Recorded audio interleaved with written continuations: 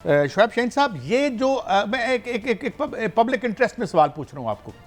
ये अगर कानून स्टे करता है तो इससे क्या ये दो नतीजे निकलेंगे? पहला नतीजा ये कि मियाँ साहब को दोबारा से रिव्यू में जा सकेंगे, सज़ा ख़त्म हो करवा सकते हैं पॉसिबिलिटी के तौर पर, और वज़ीर आज़म बन पाएंगे। और अलावा अजीम जो केसेस बंद हुए थे उनके छोटे भाई के खिलाफ, वो भी अब दोबारा नहीं खुल सकेंगे if this law stage. Am I right sir?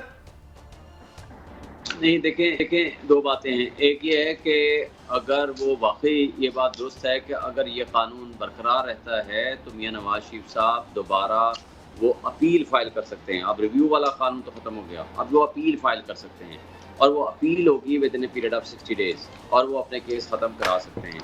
दूसरा फ़ायदा उनको, वो जो पिछले वाले केसेस थे उनके भाई जो केसेस के हवाले से था जिनका रिव्यू भी ख़त्म हो गया था, उसके खिलाफ आई डोंट थिंक कि वो रीओपन हो सकेगा क्योंकि वो उनके हक में था। इसलिए सरकार तो अब अपील में जाएगी नहीं, जिसमें आप स्पेशली नैब को कह सकते हो।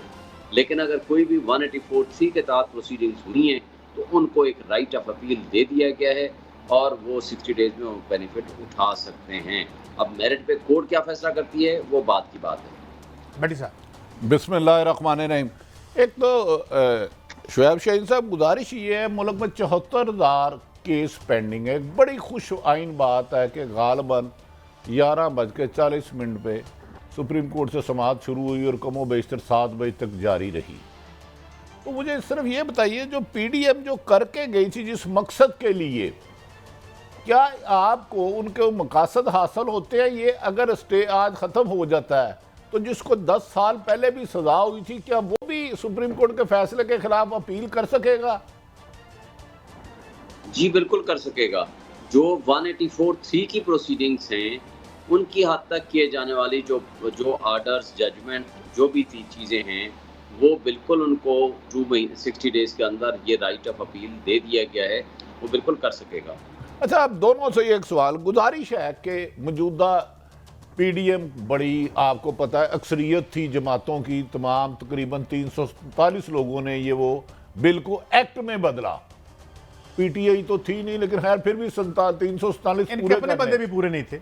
वो यार, वो बंदे तो पूरा होना जरूरी थोड़ा, इकट्ठे बंदा तगड़ा हो काफी होता है। अच्छा और फैसल साहब, कल को दूसरी पार्लियामेंट आती है और वो ये हुक्म सादर फरमाती है, वो एक बिल बनाती है जो एक्ट बदल जाता है। नहीं जी, 3 जज साहबान की बजाय सीनियर सुप्रीम कोर्ट का फुल बेंच ये 184(3) का फैसला करेगा, तो क्या फिर उसमें दोबारा तरमीम होगी, फुल बेंच बनेगा?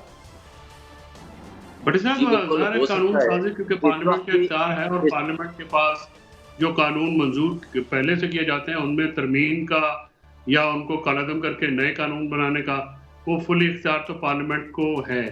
इस सारे केस में जो ग्राउंड जो बेसिकली जो है, एक तो मैं बड़े अदब से मैं नहीं समझता, मैं शुएब शहीन साहब की जो ओपिनियन है उससे इत्तेफाक नहीं करता। मियां नवाज शरीफ या जहांगीर खान तरीन साहब के जो फैसले हैं उनके रिव्यू भी रिजेक्ट हो चुके हैं, उनके ऊपर ये लॉ अप्लाई नहीं हो सकता।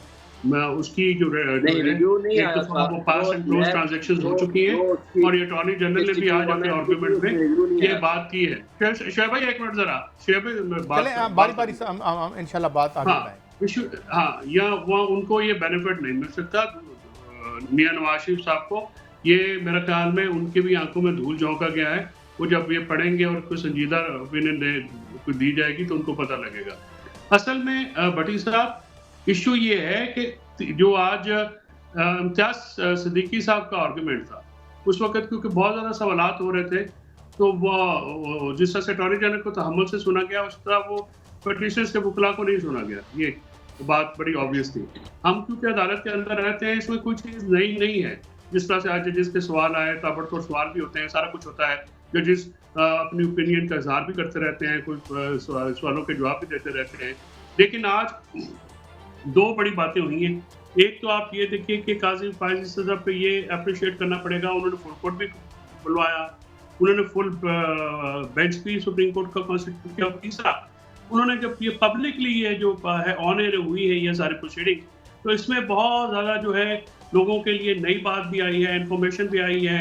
इसमें जो है एजुकेशन भी होती है लोगों की कि कैसे सुप्रीम कोर्ट्स काम करती हैं, कैसे जो है लीगल सवालात जो हैं वो तय किए जाते हैं।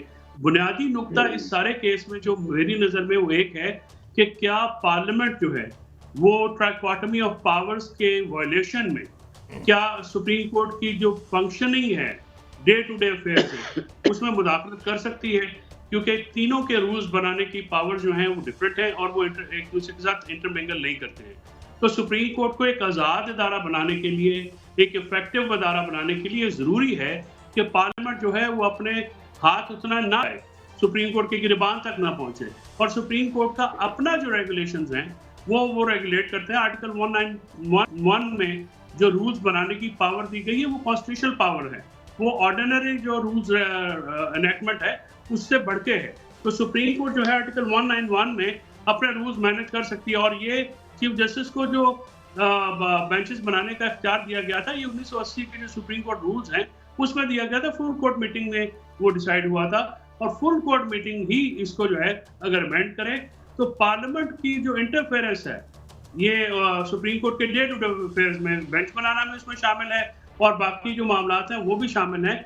उनकी हद तक जो है ये मामला जो है देखे सुप्रीम कोर्ट देख रही है। अच्छा, मैं शुएब साहब अपने सवाल को मजीद आसान करने की कोशिश करता हूँ। एक तो देखा कि वकला को बड़ा कम बोलने दिया गया और सवाल बहुत ज़्यादा हो रहे थे। यकीनन उन्होंने फुल बेंच हो, 15 जज से बाहर हो सुप्रीम कोर्ट के, और एक आधी दफ़ा तो वकील साहब को ये भी कहना पड़ा, फिर मैं खामोश हो जाता हूँ। मेरी फिर गुजारिश है, कल को नई पार्लियामेंट आती है जो मियाँ साहब के लिए बज़ाहिर सारी ज़मीन बनाई जा रही है, उसका इस केस से तो कोई तल्लक नहीं, तो वो कहती है नहीं जी 3 सीनियर जज साहबान की बजाय पूरे के पूरा फुल बेंच के जज की मर्जी के साथ 184-3 का इंतखाब किया जाएगा। तो फिर क्या जज साहबान दोबारा ये केस लगाएंगे? क्योंकि आज तो उन्होंने बादिउल नज़र में कहा कि हाँ पार्लियामेंट कर सकती है तरमीम। मंसूर अली शाह साहब को मैं खसूसन सुन रहा था बड़ा गौर से। देखिए, पार्लियामेंट को अख्तियार है वो कानून बनाने का और कानून तब्दील करने का, इवन आइन में भी तब्दीली करने का, लेकिन जुडिशल रिव्यू की जो पावर है वो सुप्रीम कोर्ट और हाई कोर्ट की हमेशा रहती है। सुप्रीम कोर्ट ने देखना है कि क्या कोई फंडामेंटल राइट्स की वायलेशन है, किसी कॉन्स्टिट्यूशनल प्रोविजन की वायलेशन है, किसी सुप्रीम कोर्ट की पावर्स को ट्रांसग्रेस किया गया है या अनरीजनेबल है, या जो भी लॉ बनाया गया है वो डिस्क्रिमिनेटरी है। ये 3-4 प्रिंसिपल्स हैं जिसकी रोशनी में कोर्ट उसको अनकॉन्स्टिट्यूशनल या अल्ट्रा वायरीज डिक्लेयर कर सकती है। इसमें कोई शक नहीं है कि आइन में के मुताबिक जब भी कोई नई पार्लियामेंट आएगी वो चेंज कर सकती है। और इसके अंदर भी यही लिखा हुआ है कि जो फैसला करेगा बेंच 143 में, उससे जो अपीलेट फोरम होगा वो उससे बड़ा बेंच होगा। यानी 3 जज ने फैसला किया तो अपीलेट फोरम 4 या 5 हो सकता है। अगर 5 ने फैसला किया है तो वो अपीलेट फोरम 6 या 7 के जज साहबान जो है ना वो उसको सुनेंगे। इसमें कोई शक नहीं कि सब्सिक्वेंटली भी अगर आए, लेकिन फिर वो जुडिशल रिव्यू में ज़रूर आता है और जज साहबान फिर देख सकते हैं कि क्या ये कानून पर्सन स्पेसिफिक तो नहीं, किसी ख़ास शख्स को फ़ायदा पहुँचाने के लिए तो नहीं, क्या ये आइन की मुनाफी तो नहीं है, क्या ये किसी फंडामेंटल राइट की वायलेशन में तो नहीं है। तो ये सारे प्रिंसिपल्स देखने पड़ते हैं। और जहाँ तक नवाज शरीफ का ताल्लुक है, वो उसने पनामा केस में भी रिव्यू नहीं किया था और जो उनको नाअहली वाला केस था उसमें भी उसने रिव्यू नहीं किया था। उसमें बहरहाल उनको राइट ऑफ अपील बिल्कुल इसमें मिलेगा। और इसमें एक राय और भी है कि रिव्यू अगर किसी ने अवेल भी कर लिया, इसके अंदर ये वाजे नहीं है कि अगर किसी ने रिव्यू अवेल कर लिया तो उसको राइट ऑफ अपील नहीं मिलेगा। तो इसलिए ये अभी इबाहम बाकी है। अगर ये कानून बाकी रहता है तो हर वो शख्स जिसने रिव्यू का भी बेनिफिट उठा लिया वो भी अपील फाइल कर सकता है, क्योंकि इसके ऊपर कदगन नहीं लगाई गई।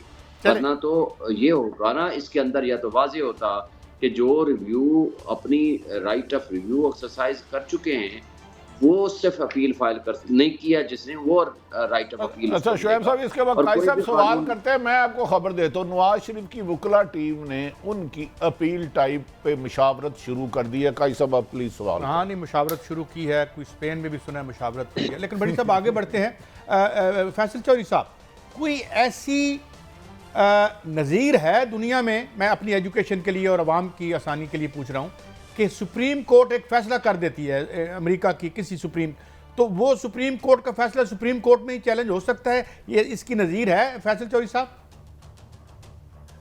नहीं, यही डायकॉटमी है जी इस कानून में। काज़ी साहब, आपने बड़ा पर्टिनेंट सवाल पूछा है, और ये सवाल इसलिए भी बड़ा कलीदी है कि जब आप, ये तो एंड ऑफ लिटिगेशन ही नहीं है।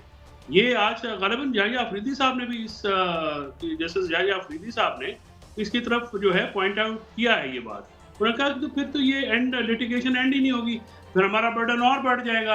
अभी 54,000 केसेस हैं, तो फिर अगर अपील का मामला हुआ तो तकरीबन 10-15 हज़ार वैसे बढ़ जाएंगे। सो ये कभी भी नहीं होता। इसीलिए इस कानून को जो बनाया गया था बुनियादी तौर पे ये जो पीछे पीडीएम की हुकूमत रही है, उन्होंने बहुत सारी ऐसी जो है ना पर्सन स्पेसिफिक लेजिस्लेशन की है।